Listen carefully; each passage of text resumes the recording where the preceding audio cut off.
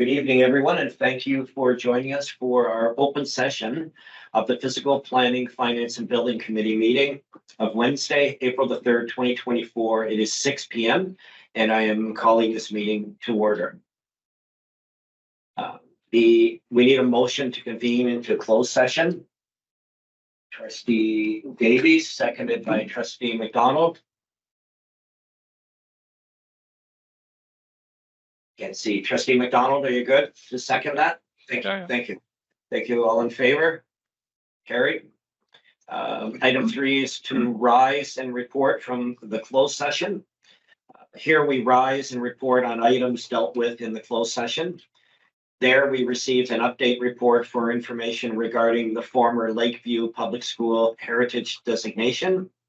We also received the procurement activity report for information. And we received a Britannia Farm update report for our information. You move this, Trustee Johal, please, and second to Trustee Davies. All in favor? To carry. Thank you. Item 4 is the acknowledgement of the traditional lands.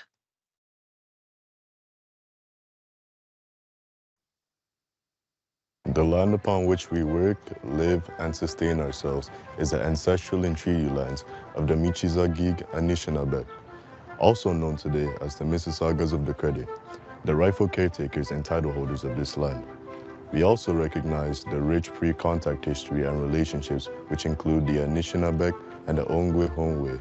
Since European contact, this land continues to be home to Indigenous and non-Indigenous peoples. As responsible community members, we value the diversity, dignity, and worth of all people. Colonialism displaced and dispossessed Indigenous peoples of their ancestral land and continues to deny their basic human rights, dignities, and freedoms. We are committed to learning true history to reconcile, make reparations, and fulfill our treaty obligations to the original peoples and our collective responsibilities to the lands, water, animals, and each other for future generations. Thank you. Item 5 is the approval of the agenda that we received last Thursday. We move this to the floor, Trustee Davis, and second by Trustee Johal. Thank you. Are there any questions about the agenda as we have it? Seeing none, all in favor? The agenda is approved. Moving to item 6 is declarations of any conflict of interest. Do we have any to declare? Seeing none, we'll move forward to item 7, which is approval of minutes. Item 7.1 is the stop bar student transportation appeal region minutes from the meeting of December 1st, 2023. We'll move this to the floor. Trustee McDonald, please. Thank you. Trustee Johal, second. Thank you. It's on the floor. Are there any questions about that set of meeting minutes? Seeing none, all in favor of approval? That is carried. Item 7.2 is the Physical Planning, Finance, and Building Committee meeting of February the 7th, 2024. This is also here for our approval. Trustee Davies, will you move that? Trustee Johal, second. Thank you. All in favor of approval? Thank you. That is carried. Item 8 is delegations, of which we have none. Item 9.1. Item 9 is staff reports. 9.1 in particular is a report titled Evolving Impact to School Sites and School Design in Urban Areas. This is here for our information, and our manager of planning is Suzanne Blakeman, and she is here to present the report. Welcome, Suzanne. Thank you, Chair Cameron, and through you. The purpose of this report is to inform trustees of the challenges that planning staff are increasingly facing when negotiating for school sites in urban areas. The cost of land in densely urban areas, such as Mississauga City Centre, has recently been appraised at between $10 and $20 million an acre. Developers are unwilling to give up any more land than is necessary because of the impact on their profit margins. Land sold to the board is land where condominium towers cannot be built and sold. More and more developers are pushing boards to agree to podium schools, which would be built in the first 3 stories of condo towers. The first real test of this design is currently planned for Sugar Wharf at the foot of Yonge Street in Toronto due to the pre-existing density of the surrounding area. Developers are often unaware of the challenges and risks that come with a podium school when entering negotiations. Podium schools are not something the PDSB supports for the many reasons outlined in the report. A traditional suburban school of 850 pupil places would be built on an 8-acre site. Planning staff will continue to resist pressure to settle for podium schools and instead advocate for a more reasonable urban school of 650 pupil places on a 4-acre site. Prepared to take any questions. Thank you, Chair. Thank you, Suzanne. This is an important report for all trustees to eventually share, and I believe. So let's put it on the floor. Trustee Davies, Trustee McDonald, will you second it, please? Thank you. It's on the floor. Let's open up for any questions or concerns from the trustees. Yes, Trustee McDonald, go ahead. Yes, please. Yeah, thank you. Through you, Chair. And I appreciate this report, and I concur with your evaluation, and will support your recommendation not to use podium and be forced into it. I don't think when we have the land, which is we're not urbanly intensified, so there is the land, and yes, it's money, but we need to provide children space, and that play area of a school is for that space. And I think it's not just for playing and being out in nature and doing all the things that we want children to be involved in, but it's also, as you highlighted in the report, I think security and safety of children. So I cannot thank you enough for this report and highlighting your concerns, which I fully support. Thank you. Excellent. Thank you, Trustee McDonald. Any other comments, questions? So I have lots to say about this, Suzanne. You could have predicted that, but I'm very unhappy with developers telling us that we have or suggesting that we should exchange space that our children would play in on for their dollar value. And I'm not in favor of the podium school model as well. I'm in favor of us looking at ways to fight this and resist that push by developers. You know, I think of some of the schools in my area, and I appreciate they're quite a bit older and they're not in urban intensified areas, but the children have lots of space to run and play. This is a counterintuitive proposal or push by developers, and I want to encourage you to push back with the support of certainly Trustee McDonald, myself, and likely Trustee Davies, and to all who are here. But I would suggest that this could be a unified voice of 12 trustees supporting you to not let this happen in any way. I wonder about, and maybe this is for our COO and Associate Director Gill to answer, but what about the EDCs? We've had a presentation on EDCs, and they are expressly used as funds that school boards can use to purchase land for future school sites. Is it possible to demand more through the EDC process so we have more money that would help satisfy some of the developers' need for greater return? So through you, Chair Cameron, as I think we was indicated to the board, we are going to go through the EDC bylaw, the new bylaw that will be coming forward to the board. And as part of that study, they will factor in the rising cost of acquiring the land. Those will be all factored in there, as well as they factor in any new schools that will be coming forward over the next 10 years or so. So based on that, there will be a recommendation as part of the study to the board of setting the new the new rates. So definitely that study will factor in all those things. But I think the challenge is not necessarily the dollars or the cost. It's just simply the developers are not willing to sell the land. That is the challenge. So we had that challenge in the Lakeview development in the Mississauga South. We stood up a ground. The developers wrote to the minister, wrote to everybody that they didn't want to give us the second school site. We, based on the development, we asked for a second site and we stood our ground. And looks like that now they are working towards giving us the second site rather than a podium school. So we are taking the stand where whatever is possible, we are taking the stand that we need standalone schools, not the podium schools as they are recommending. So that's a challenge, but it took us a while. I mean, the developers did whatever they needed to do from their end to push us.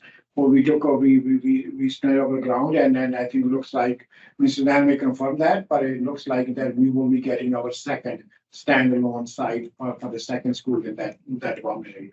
So we definitely agree with the board that definitely we will continue to demand that our schools, new schools, will be standalone schools, not the podium schools. Thank you. Was that confirmed, Suzanne? I think that was a question. That we will get that second standalone site.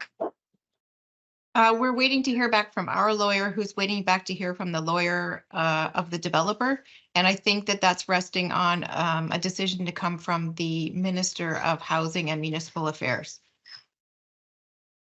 Okay, thank you.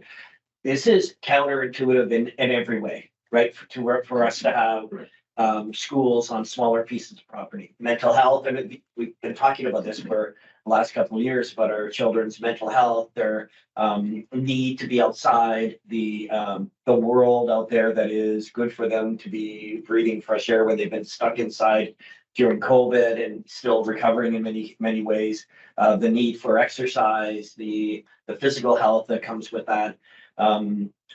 For any of us that have schools that have been at schools where the properties are quite a bit smaller, and we have projected increase of enrollment, we have even less space, or we're adding portables, or we have more buses on site, and we have more cars coming on site. So we have less space as it is for children to play and interact with each other socially outside. So I think I'm definitely with you, Suzanne. I like the report, and I want to support you and your team in every way about this. One last question about expropriation. We expropriate land when we need to. Is that a process that could be used here to get that size land that we need before the developers get rolling? It certainly is, but we do require permission from the Ministry of Education to expropriate land. Thank you. So Trustee Johal had his hand up first, and then Trustee Davis. Thank you, through the chair. I just have a comment to make, and I also strongly believe that the standalone school is the right thing to do. And this is in the best interest of our students. I appreciate the stand and the direction of the staff has taken, and this is a good thing to do. And I also at the same time appreciate CEO Gil and his whole team. Thank you very much for this great work. Thank you. Trustee Davis. I guess it's more of a question for our staff and legal, and of course, my trustee colleagues, but would it be helpful to you if we had a motion to not allow these type of schools? That's interesting, but we can ask COO and Associate Director Gill his thoughts. So through you, Chair Cameron, at this point, staff's our direction to staff is that we only gonna be taking the standalone schools. We're not compromising with the podium schools. But if that situation ever arises, definitely we will come back to the board. Oh, okay, but I just thought preemptively, if all the trustees in this room are against them, I'm fully against them because my staff has recommended that we don't do them. Would a preemptive motion not allowing them in the Peelschools School Board, would that help staff in their negotiations with developers saying, hey, listen, we can't accept this type of school. Our board of trustees has passed a motion that they're not allowed. So therefore, let's talk about a couple acres here. Just a thought. I mean, if that, I'll leave that to the wish of the committee if they will choose to, but so far we have not moved away from standalone schools. And if we ever need to get there where we need to say that the board has given us a direction, we can always come back and ask for that direction as well. To support that, if that's fine. But otherwise, I mean, if the committee feel that that's the way, it can only help. So my comment about that would be, I suggest that we should follow Associate Director Gill's advice on this. That we can always do that at some point, Trustee Davis, and I appreciate the preemptive move. However, if we vote to receive this report, which is for our information, then we are voting essentially in favor of the words in the report, which are saying we are not doing this, we're not following, the push from developers. And I would suggest that when we vote in favor of receipt of this detailed report, but it's bringing to our attention in an excellent way that if we're needed, we can help further with all 12 trustees perhaps at a table. That's all I was asking. Staff thought it would be helpful in their negotiations to have it outlawed in the Peelschools School Board. If they felt that would help them, then I'd be more than happy to do it. I think then hearing you make that suggestion, which is an excellent effort to try to help and support them and protect our space. I think that's a really important thing for staff to hear, that we'd be willing to move this in another way should you need it. And we need you to be sure to tell us if you need it. Yeah, okay, okay. Excellent, thank you. Excellent. Thank you. Any other comments, questions, thoughts? Okay, so we've heard from everybody. It's been moved and seconded. And all in favor of receipt of this as information. Thank you, everyone. That is carried.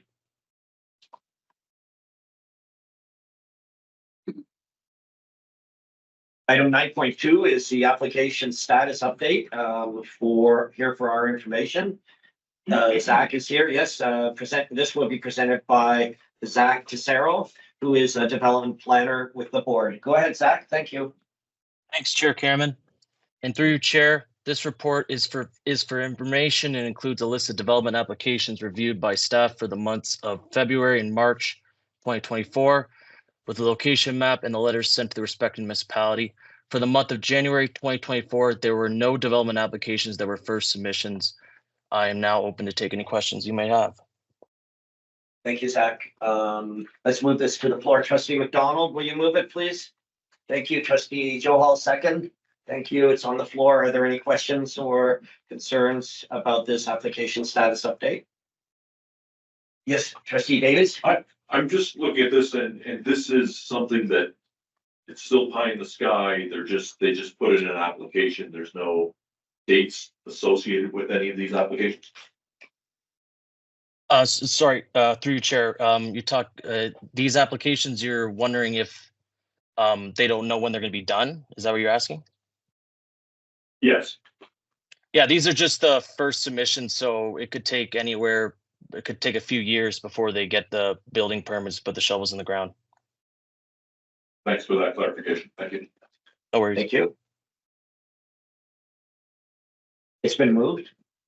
Seconded. Yes. All in favor of receipt as for our information. That is carried. Thank you.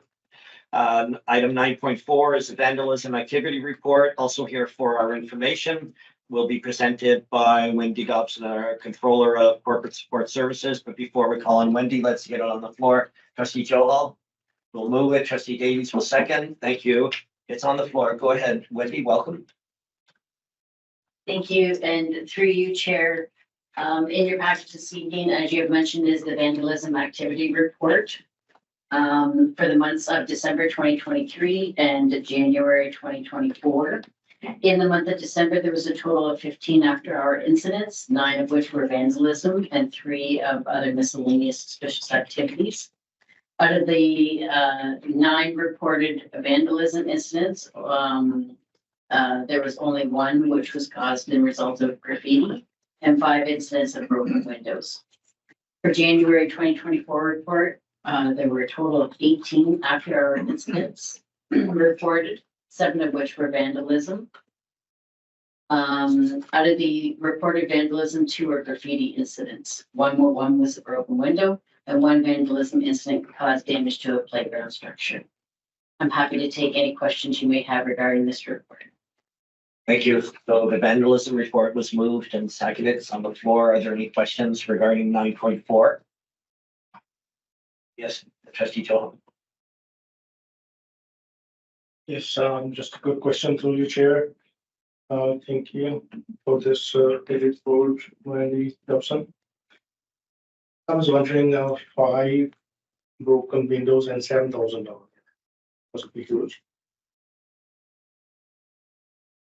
Excuse me, through you, Chair, for which month, trustee? December. December, okay. So we have here, December 2024. The first one in the report. The first month. yes, so we have 5 incidents involved broken windows, yes, for a total of $7,000. Yeah. Because this is usually not that this amount is huge. So through you, Chair, I think on a monthly basis, we have some broken windows. In this particular case, there was multiple windows broken at one school and then individual windows broken at other schools. At 4 other schools. So which would increase the value. It depends on the size of the window that was broken as well. Thank you. Thank you. Any other questions? Seeing none, all in favor of receipt for information? It's carried.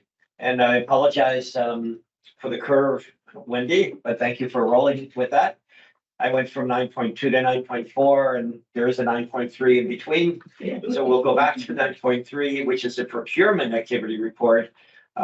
Also here for our information and also presented by our controller of corporate services and very patient human being, Wendy Dobson. Thank you and good evening through you, Chair Cameron. As mentioned in your package this evening is the procurement activity report for January 1st, 2024 to February 29th, 2024.